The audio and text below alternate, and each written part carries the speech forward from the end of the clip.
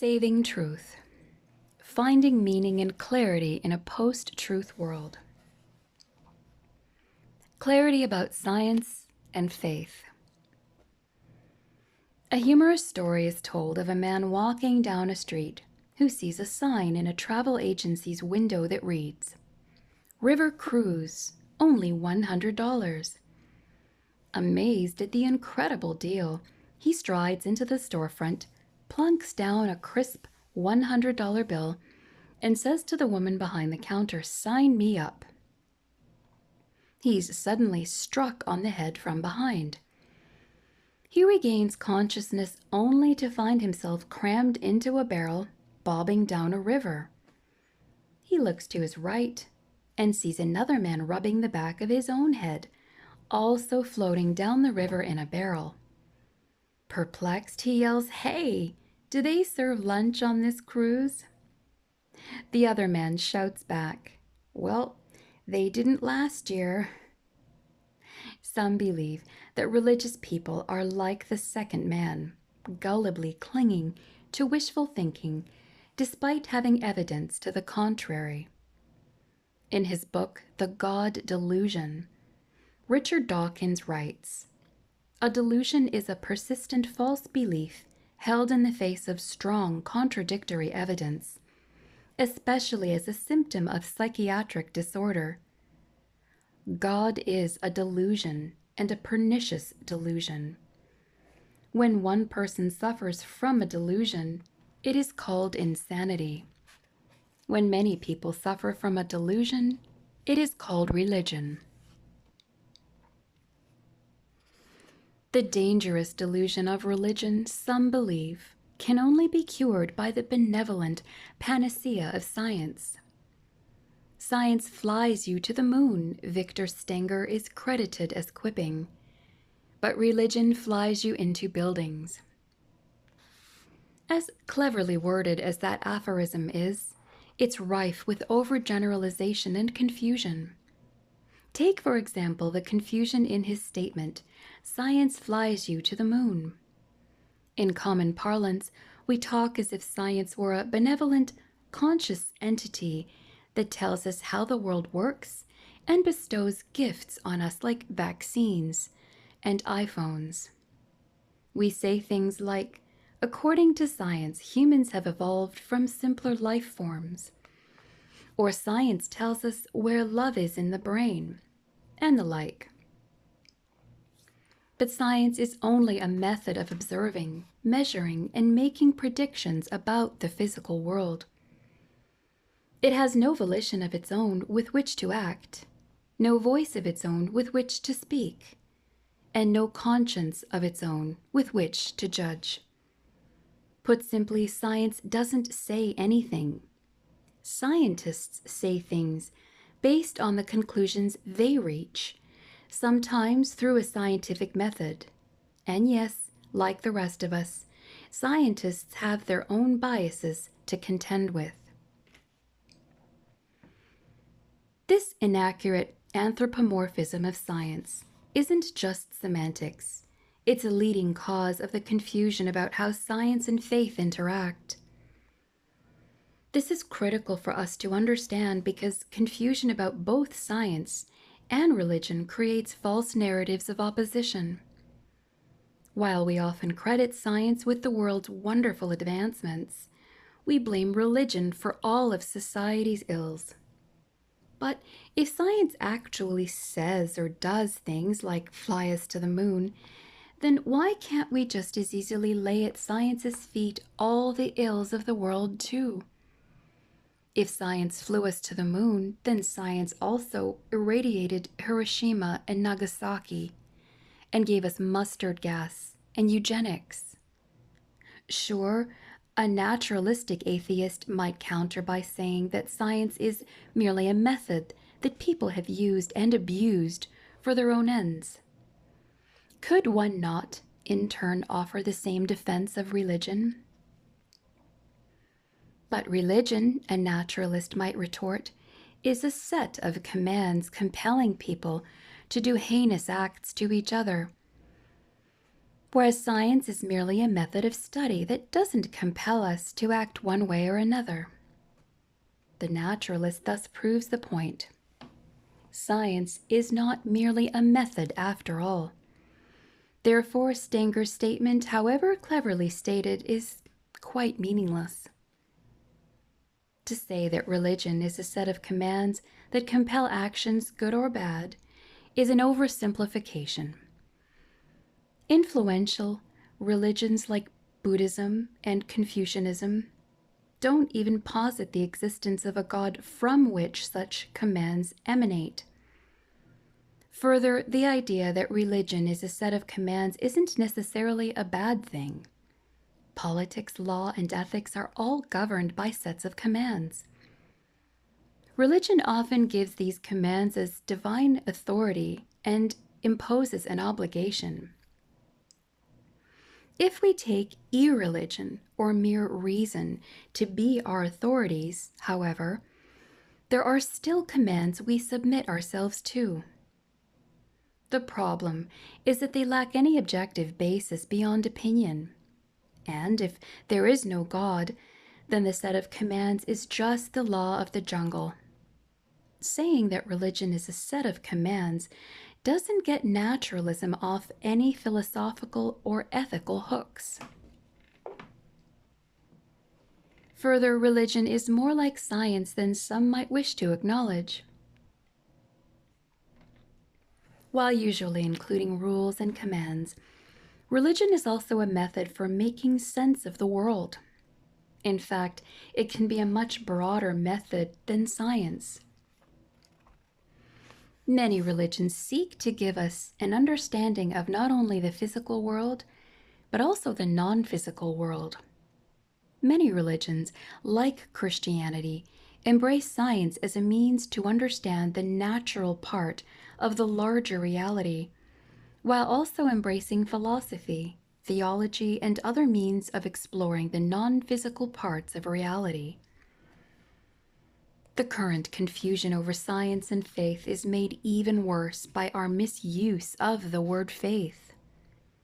Many of us, including some religious believers, define faith as blind belief or belief when there is no evidence. This pits faith and science against each other by implying that the more we learn through the empirical sciences, the less we need faith. Other religions may define faith this way, but it is an utterly unbiblical understanding of faith. That's why I don't intend here to argue for the harmony of science and religion in general. What I intend to do is clear up the confusion that surrounds the interaction of science and the Christian faith. It is my contention that the Christian faith and the findings of science, in fact, the very enterprise of science itself, are harmonious. I'll leave other religions to defend themselves.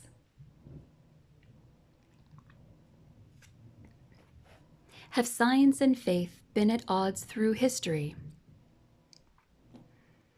I remember my elementary school days learning about the Copernican revolution. Nicholas Copernicus debunked the then commonly held belief that the sun revolves around the earth by showing that the opposite is true.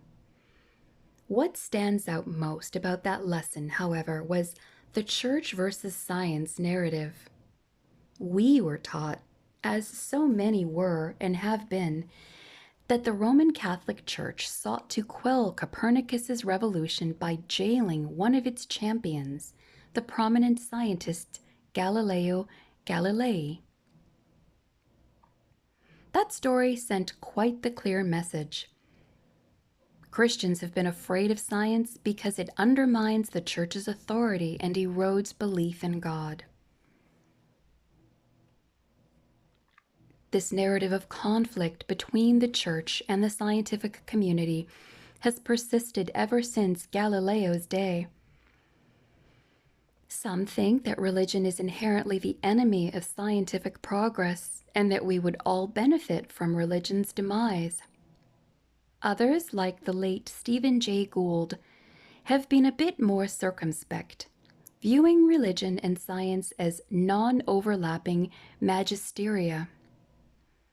According to Gould, religion has its place in helping us define subjective meaning or morality, but it is science that provides us with objective facts about the natural world. In either view, a dichotomy has been set up. Religion, or matters of spiritual faith, has nothing to do with the real world. Objective, verifiable truth is science's sole purview. So let's not fool ourselves into thinking that faith in God can benefit our scientific pursuits. This is historically and philosophically false. People of faith, particularly the Christian faith, have been at the forefront of scientific discoveries for much of the modern era and even before that.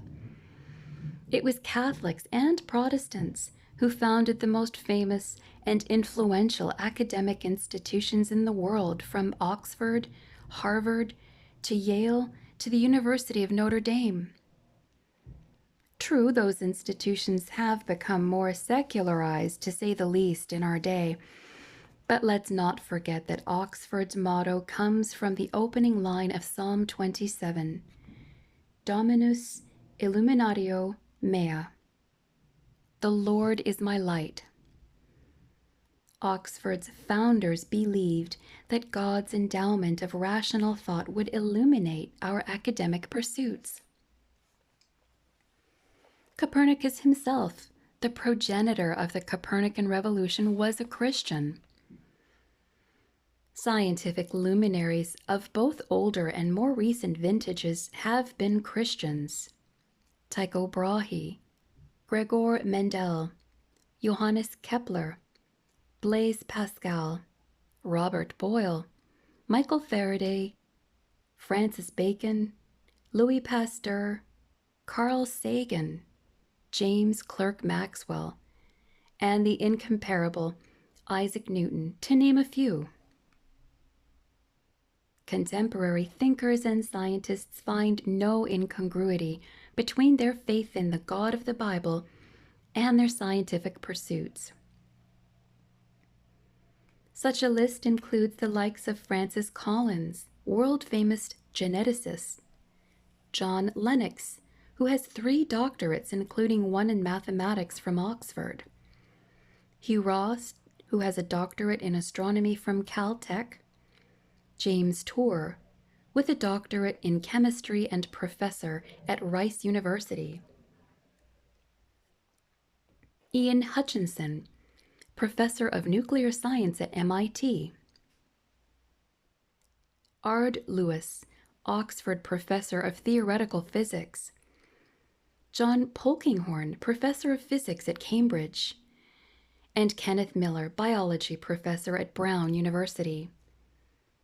This list barely qualifies as incomplete, as there are far more scientists who believe in God than many might think.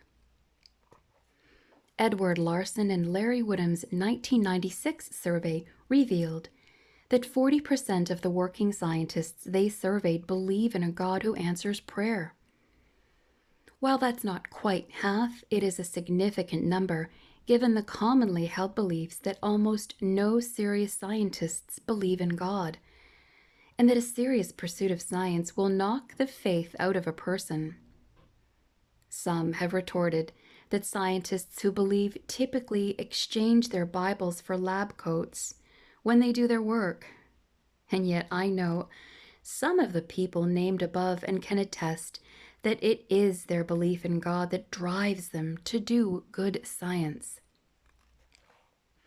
Isaac Newton, arguably one of the most influential scientists in history, said in his masterwork, Optics, "How came the bodies of animals to be contrived with so much art, and for what ends were their several parts?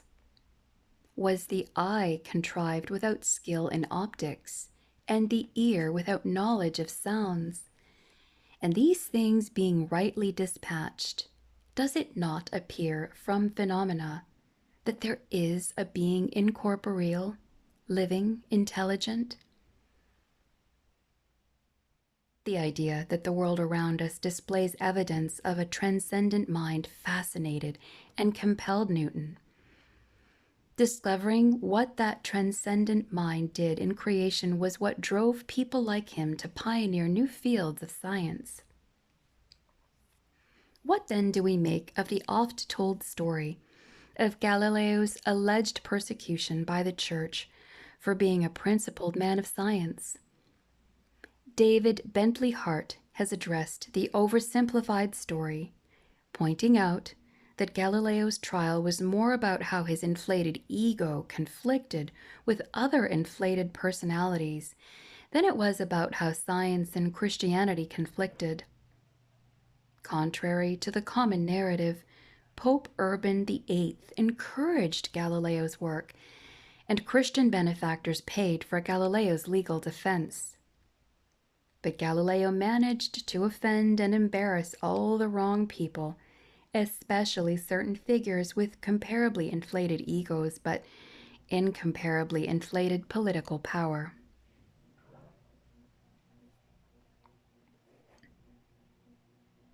Clarity about science's limits. Misconceptions about science are just as prevalent as those about faith. Contrary to common belief, there isn't something called the scientific method. Philosophers of science and scientists themselves acknowledge that there are different views of what science is, and different types of science employ different methodologies. Regardless of which method one ascribes to, the many different sciences have one thing in common. They help us to explore the natural world. Thus, by definition, science isn't equipped or even meant to study the non-physical world. Science, therefore, is limited in its scope. That statement might surprise some people and offend others. That's because perhaps the most pervasive misconception about science is that it is the sole means by which we know truth. We've been told science is a universal solvent that dissolves all the big questions of life. How do humans think? Science will tell us. What explains love? Science can answer. Where did we come from? Ask science. But turning to science for the answers to these questions isn't science. It's scientism. Scientism is the view that science is either the only or most reliable way to know the truth about the real world. Its proponents usually discount philosophy, literature, and other fields in the humanities as truth-revealing. Science is the best and sometimes the only game in town. When defenders of scientism get exercised over the claim that science isn't sufficient to answer all important questions, it's quite fascinating. We've heard time and time again how science is the dispassionate pursuit of truth. But the minute someone, even the smallest person, who points out that science has built-in limitations, dispassionate scholars become quite inflamed with all the passion of a zealot. If even one person questions this, Darwinian evolution's high priest Richard Dawkins has said that anyone who denies evolution is ignorant, stupid, or insane. He sounds very much like a fundamentalist, doesn't he? Michael Ruse, an atheist philosopher who specializes in evolution, forthrightly calls out the new scientism, particularly evolutionary scientism, for being a religious belief. I am an ardent evolutionist and an ex-Christian, Ruse says. But I must admit that in this one complaint, the literalists are absolutely right. Evolution is a religion. This was true of evolution in the beginning, and it is true of evolution still today.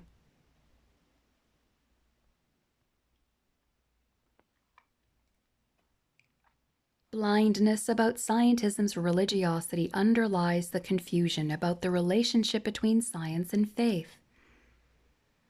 Out of the right side of their mouths, naturalistic atheists protest that science isn't a religious belief. It's only a method for observing and making predictions about the physical world. Out of the left side, they argue that we ought to use only science to tell us about morality, meaning, love, and human purpose. David Berlinski, a secular agnostic Jew, hits the mark in observing that from cosmology to biology, science's narratives have become the narratives. They are, these narratives, immensely seductive, so much so that looking at them with innocent eyes requires a very deliberate act. And like any militant church, this one places a familiar demand before all others. Thou shalt have no other gods before me. Only one side of the mouth is right. Science isn't a religion. Therefore, it has a very narrow explanatory scope. Scientism, on the other hand, is a set of commands after all, and so looks a lot like the religion that naturalists decry. Further, to embrace scientism is to embrace illogic. David Hume, the brilliant Scottish skeptic, articulated the idea that science is the sole method for understanding truth, and therefore everything else is mere speculative sophistry. To summarize Hume, if a claim or idea cannot be measured, experimented on, or mathematically proven, we ought to commit it then to the flame, for it can contain nothing but sophistry and illusion. Despite his brilliance, Hume made a colossal error because his very argument cannot be measured, experimented upon, or mathematically proven. And so Hume would have to commit his own argument to the flames. How fascinating that such a brilliant mind stoked a furnace that would consume his own philosophy. Indeed, the self-contradiction runs even deeper. If, as some scientists claim, we are just neurochemical machines that respond to stimuli, then we don't actually use reason to reach scientific conclusions. In fact, we aren't endowed with reason at all. We are just capable of mechanistic reactions. With far more rigor than I can flesh out here, philosopher Alvin Plantinga brilliantly points out that belief in God is not the enemy of science. Naturalistic evolutionary atheism is. He explains that naturalistic evolution entails that our beliefs are not based on whether they're true, but on how they help us survive and propagate our species. Thus, the truth or falsity of our beliefs, including those derived through science, is irrelevant. But science is not supposed to be about the pursuit of truth. And if truth doesn't matter in atheistic evolution, then science isn't even possible. Thus, we can't scientifically prove or rationally conclude that evolution actually happened. Thomas Nagel, whom I've mentioned previously, agrees. Evolutionary naturalism implies that we shouldn't take any of our convictions seriously, including the scientific world picture on which evolutionary naturalism itself depends. Hard sciences are not broad enough to help us unlock all of life's mysteries. We need history to learn lessons about our past failures and successes. Literature and poetry inspire us and make us self-reflective. Philosophy helps us explore logic. Good religion takes all of those fields and combines them with revelation to tell us who we are, why we're here, and where we're going. Science intentionally focuses on the universe's mechanistic workings. Thus, limiting ourselves to science forces us to look at the wider panorama of reality through a narrow keyhole. To switch metaphors, David Bentley Hart points out that some things are more easily seen through a red filter, but to go through life wearing rose-colored spectacles is not to see things as they truly are. Science, like the filter, can help us see aspects of the physical world that were once unseen. But if we only look at the world through science's filter, we will rob ourselves of a broader view. Mistaking science's keyhole for the panoramic window has important moral implications. If scientific naturalism reduces us to complex chemical machines or sophisticated chimps, it follows that there really is no moral dimension to human existence. I've written in more detail about this elsewhere, but suffice it to say here that a good number of atheists actually agree that if there is no God, if the natural or physical world is all there is, then there is no morality. A world devoid of objective morality collides with our heightened concern about racial and gender equality. If we're just chemical machines, we're obviously quite different machines. Some of us are stronger, faster, or smarter than others.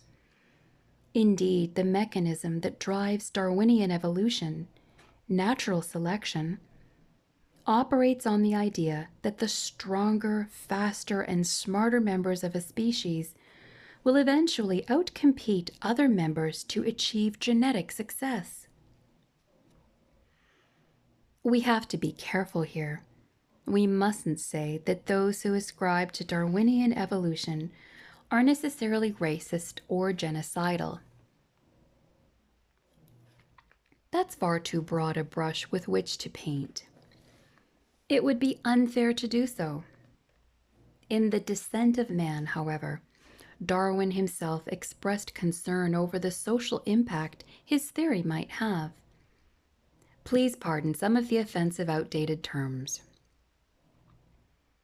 He writes, "With savages, the weak in body or mind are soon eliminated, and those that survive commonly exhibit a vigorous state of health.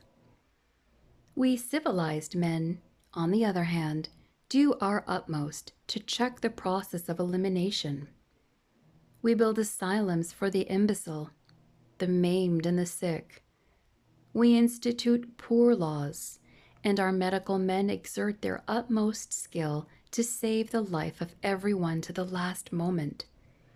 Thus, the weak members of civilized societies propagate their kind. No one who has attended to the breeding of domestic animals will doubt that his must be highly injurious to the race of man." As Darwinism spilled over the brim of the biological sciences and into the cups of social sciences, atrocities were just around the corner. Darwinian evolution didn't directly cause Hitler's final solution, but it did allow him to justify it. As historian Richard Weikart wrote, "Darwinism by itself did not produce the Holocaust, but without Darwinism, especially in its social Darwinist and eugenics permutations, neither Hitler nor his Nazi followers would have the necessary scientific underpinning to convince themselves and their collaborators that one of the world's greatest atrocities was really morally praiseworthy." Again, caution is the order. We dare not denigrate the gift that science and scientists have been to humanity. Through science, we have made wonderful discoveries like penicillin, tectonic plates, and planetary bodies. We've invented airplanes, cars, and even the computer I am typing on. But we need more than naturalistic sciences. We cannot derive meaning, human value, and equality from a laboratory.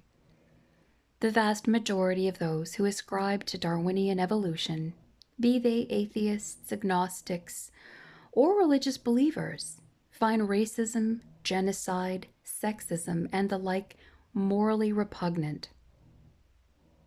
Just as religious people wince in revulsion when religion is used to justify such evils, so naturalists wince when evolution is used to do the same.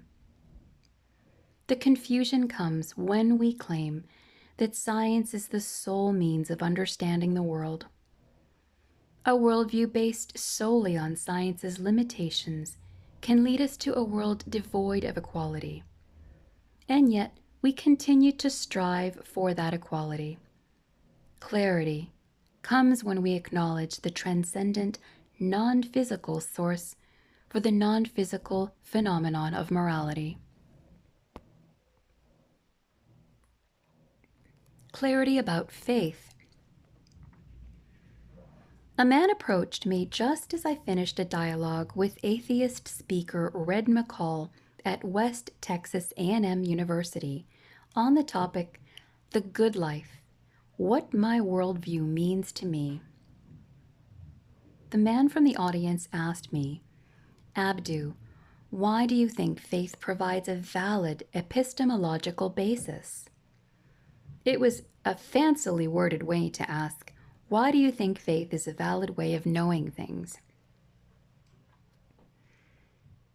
He had gotten that question from a book called A Manual for Creating Atheists by Peter Boghossian.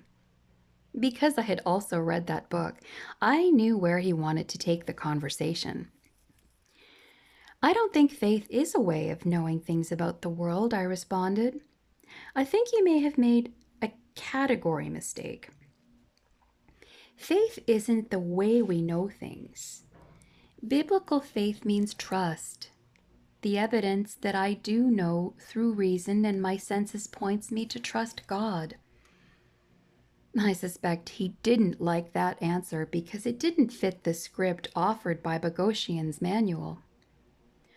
No, that's not the definition of faith, he retorted. The Bible equates faith and evidence. Doesn't it say somewhere that faith is evidence of things you don't know or something like that? He was trying to quote Hebrews chapter 11, verse 1 from the King James translation, which says, Faith is the substance of things hoped for, the evidence of things not seen. Other translations more accurately render the passage, Now faith is the assurance of things hoped for, the conviction of things not seen. From the ESV translation. See also the NASB, New International Version, and New Revised Standard Version for nearly identical translations. While we often use faith and hope synonymously, Hebrews 11:1 shows that they are not synonyms. Hope is a positive expectation of a desired future event, while faith is trusting in the one who promised to make that event happen. In fact, the Greek word translated as faith is pistis, which means trust. And as is usually the case, simply reading the context of a biblical passage explains more of the meaning. Hebrews 11:1 says that faith is our assurance and conviction of the things we do not see. Seeing is one way to observe evidence, but it is not the only way. Hebrews 11 verse 3 then says, By faith we understand that the universe was created by the word of God, so that what is seen was not made out of things that are visible. We use reason to infer that the cause of what is visible is invisible. In other words, faith is not blind, even when we cannot see. We see the evidence of the physical world around us, and this allows us to reasonably infer that it must have come from a non-physical, unseeable source. And it is by faith or trust that we understand God to be that source. That's exactly what Big Bang cosmology implies. The standard cosmological model states that time and the material universe came into being from a non-material state of nothingness at a finite point in the past. In other words, the universe is not eternal and everything sprung from nothing. And because nothing does, well, nothing, the universe couldn't have created itself. Something non-temporal and non-material must have created time and the material world. That is the logical inference from the scientific evidence that we have. Thus, just as Hebrews chapter 11 verses 1 to 3 suggests, we have reason to trust that the universe that we can see was created by something we can't see.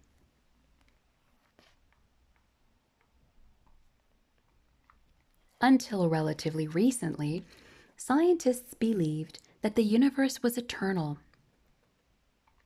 Einstein's general theory of relativity and Edwin Hubble's discovery that celestial bodies are moving away from each other showed that the cosmos had a beginning. The opening verse of the Bible also asserts that the universe had a beginning. In the beginning, God created the heavens and the earth. Genesis chapter 1, verse 1. The writer of Hebrews did not have Einstein's theories or Hubble's discoveries to prove that the world was created by the unseen. The writer trusted Genesis's millennia-old account because of the evidence of design all around him. Robert Jastrow remarked that scientists climbed the mountain of cosmological knowledge only to find a group of theologians who had been there for centuries. The fact is, everyone has a faith of some kind. Without it, life would be unlivable. If we only acted based on absolute certainty of knowledge, we could never actually do anything. When you drive to work, you don't test your brakes to make certain that they won't fail and plunge you into a fiery car wreck. You trust the brakes, but that trust isn't blind. You have enough evidence that brakes tend not to fail without warning to warrant getting into your car without going through a multi-point inspection. Of course, we've all seen stories of brakes failing without warning. And yet, we still get into our cars thousands of times a year, putting our lives at risk based on our faith in auto parts.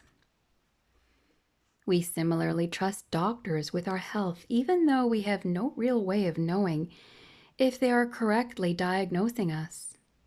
And when a person believes that science proves this or that theory, she has faith that the scientists who conducted the experiments or reported the findings did so competently and honestly.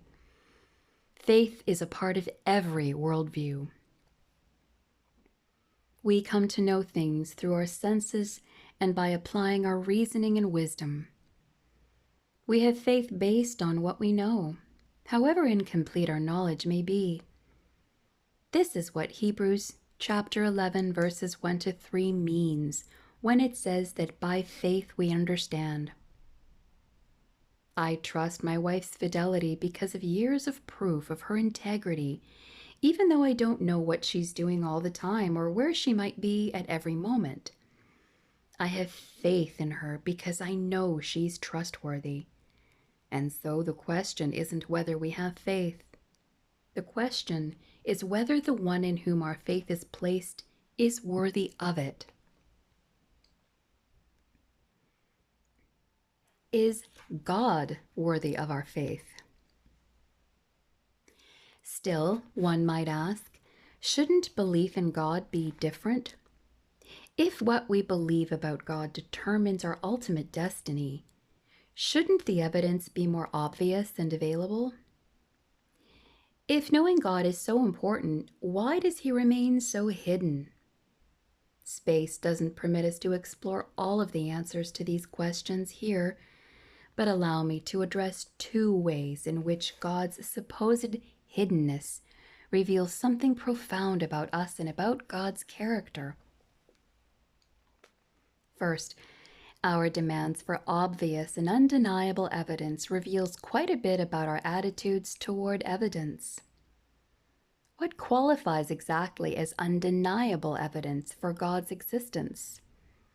A giant golden cross in the sky greeting us every morning would do the trick, some would say.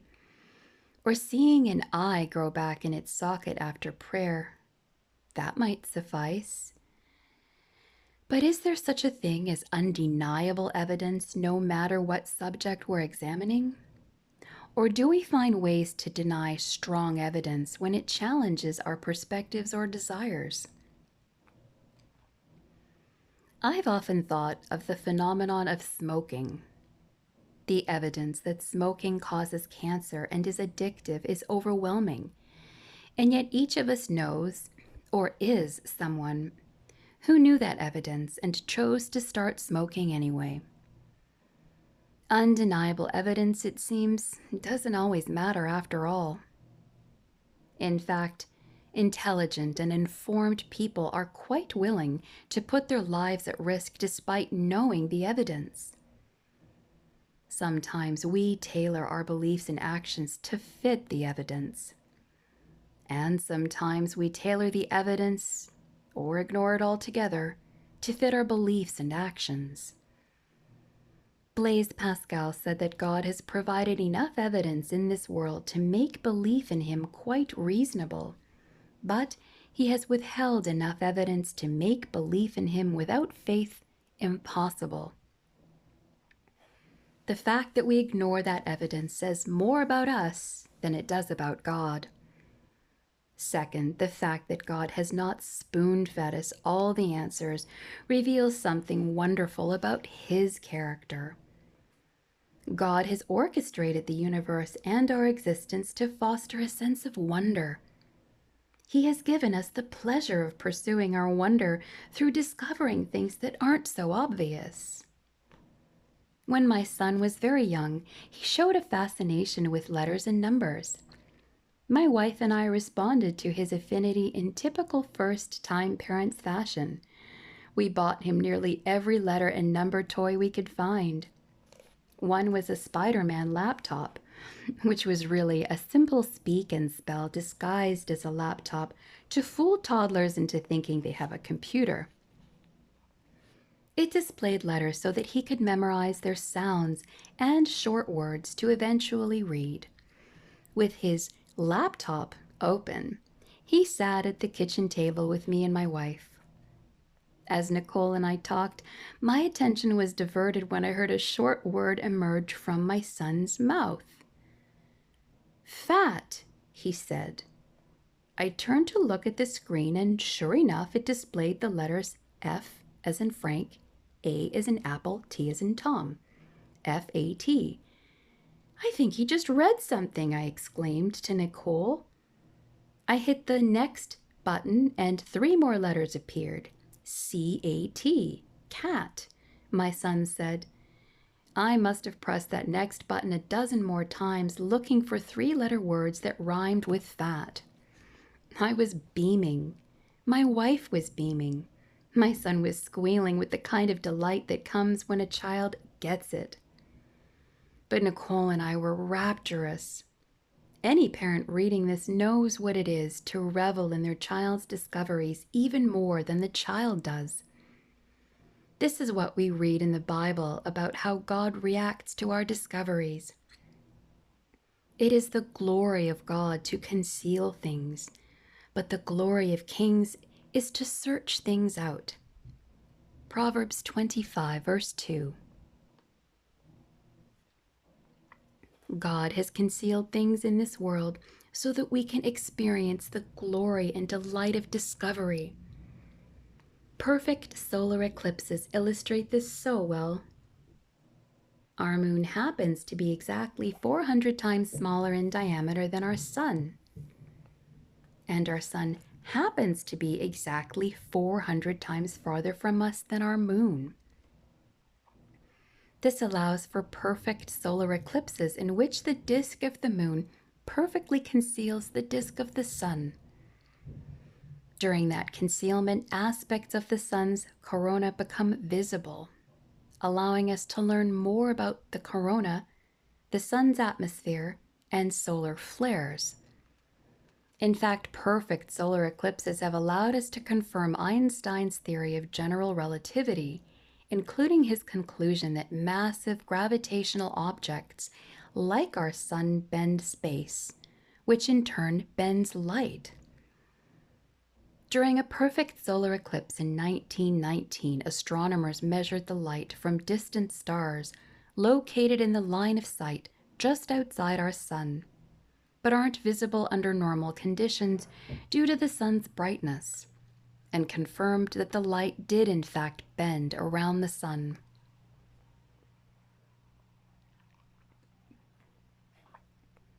This is a kind of fulfillment of Proverbs 25:2. God in his sovereignty has perfectly concealed the sun with the moon so that we can discover things about the universe. Is that not evidence that God not only sows within us the desire to explore, but also feeds us with opportunities to fulfill that desire? That's the glory of kings in searching things out. The glory of God in concealing things is his rejoicing over our discoveries, just as a parent rejoices over a child's learning. Science and the signals of transcendence. The late sociologist Peter Berger coined a crystalline-sounding phrase about the small hints in life that point us to God. He called these hints signals of transcendence. Although science is a limited tool by which we explore the natural or physical world, what we learn through science has implications for our understanding of the supernatural.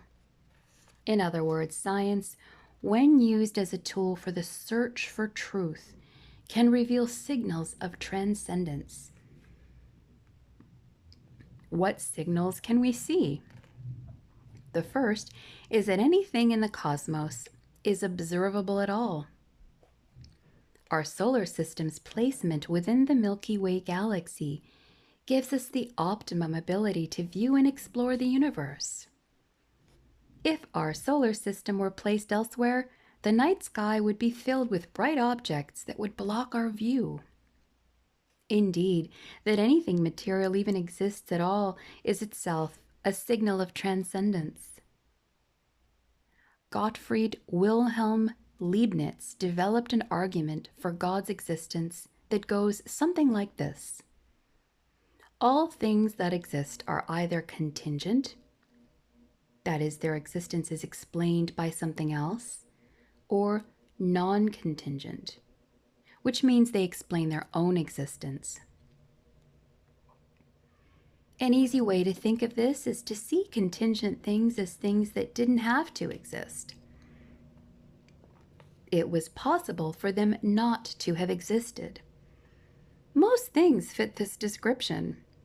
It is possible that computers couldn't have existed. It's possible that I couldn't have existed, say if my parents had never met. The universe is also a contingent thing. The universe is made up of particles. We can easily imagine there being less of those particles in the universe. If it's possible that some of the particles in the universe couldn't have existed, then it's possible that none of them could have existed. That makes the universe contingent and in need of an explanation for its existence. The explanation for all material contingent things has to be non-contingent, it must explain its own existence. And since the contingent material universe exists, its existence must be explained by an immaterial, non-contingent being. The Bible describes God as the non-contingent being, the one in whom we live and move and have our being, as in Acts chapter 17, verse 28. Not only does the fact that the universe exists point to a transcendent source, but how the universe has been arranged points to a transcendent mind. The universe, especially in its initial conditions, is finely tuned to allow for life. This isn't a matter of controversy, as theists and atheists alike acknowledge that the conditions and forces at the universe's beginning fall within an exquisitely narrow or fine range to allow for life to develop. If any one of a number of those conditions and forces were even infinitesimally slightly different, life in the universe would be impossible. Oxford University's Roger Penrose gives us one example by calculating that the odds of the Big Bang's low entropy condition existing by chance are 1 out of 10 to the power of 10 to the power of 123. The denominator in that fraction would be impossible to write out in zeros, even if we could mark a zero on every atom in the universe. There are at least 50 such quantities and constants present in the Big Bang that must be similarly fine-tuned to permit life in the universe. This kind of fine-tuning leads brilliant scientists like Paul Davies to believe that a common reaction among physicists to remarkable discoveries is a mixture of delight at the subtlety and elegance of nature and of stupefaction. This leads him to ask, if nature is so clever, it can exploit mechanisms that amaze us with their ingenuity, is that not persuasive evidence for the existence of intelligent design behind the physical universe? Davies says that discoveries about the universe lead to delight. He may as well have quoted Proverbs 25, verse 2. It isn't only outer space that points to design, but also inner space. Using biomimetics, scientists solve human engineering problems by mimicking the structures and functions of biological organisms, from even single-celled organisms. Through bioinspiration, we literally draw motivation for our designs from the inherent design efficiencies in nature. And even when we try to imitate life's sophistication, we come up short of the Creator's magnificence. A few years ago, a computer scientist from Japan and Germany, a group of them, were able to stimulate 1 second of human brain activity through computers. But to simulate this, they had to connect 82,944 processors to one of the most powerful mainframes in the world. And even then, the vast array of processors took 40 minutes to simulate what your brain and my brain are capable of doing in just 1 second. In other words, our brains are 2,400 times faster than the best computers and finest minds can assemble.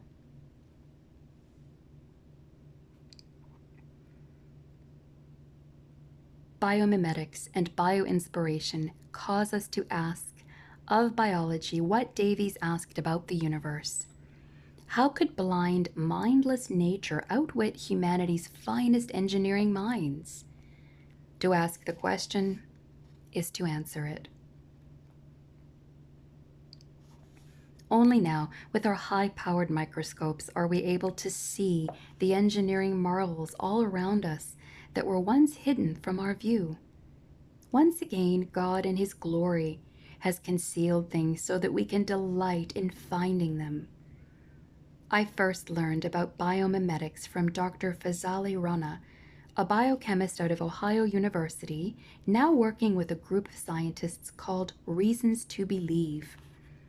He pointed to the hints within the Bible that direct us to draw inspiration from biological organisms. But ask the beasts, and they will teach you, the birds of the heavens, and they will tell you, or the bushes of the earth, and they will teach you, and the fish of the sea will declare to you. Who among all these does not know that the hand of the Lord has done this? From Job chapter 12, verses 7 to 9. By copying biological systems to solve our design problems, we are exercising faith in life's designer so that we can do better science. To call that ironic is an understatement. This takes us beyond irony and into poetry. It has been said that art imitates life.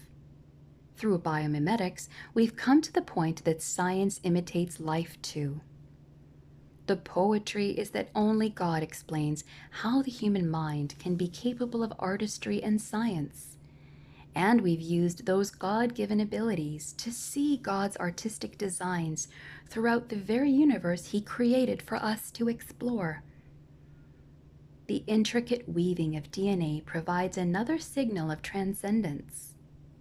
Francis Crick, himself a committed atheist, acknowledged that the origin of life appears at the moment to be almost a miracle.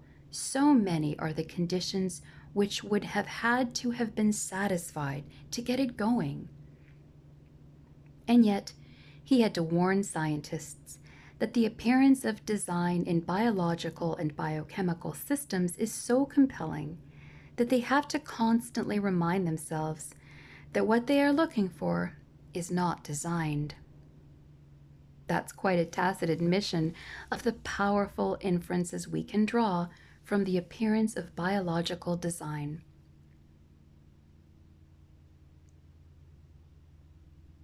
A sea of glass mingled with fire.